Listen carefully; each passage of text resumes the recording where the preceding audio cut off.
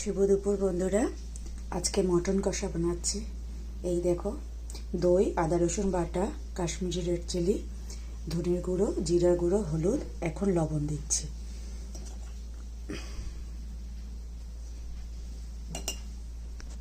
তারপরে একটু সর্ষে তেল দিলাম। এখন ভালো করে এটাকে আমি মাখবো। এই যে মাখা হয়ে গেল। এখন 1 ঘন্টা মতন রেস্টে রেখে দেবো।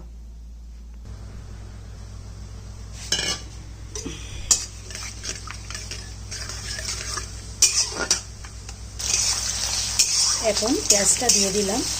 পেঁয়াজটা একটু লাল লাল হোক, পরে টমেটোটা দিয়ে পাঠার মাংসটা ছেড়ে দেবো।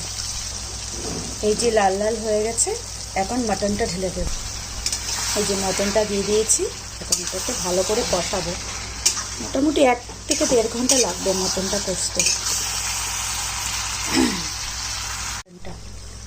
2 ঘন্টা, মোটামুটি 1.5 ঘন্টা ধরে কষিয়েছি। এই যে এখন একটু আলু দেবো এটার মধ্যে।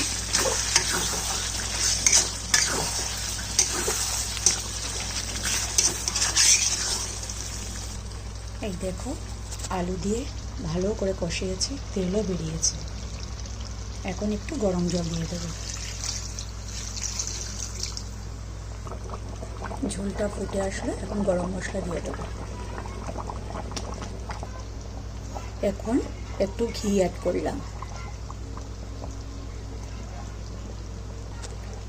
লাস্টে আরেকটা জিনিস অ্যাড করব এই মটনটার মধ্যে, জায়ফলের গুঁড়ো। তারপরে ঢেকে দেব।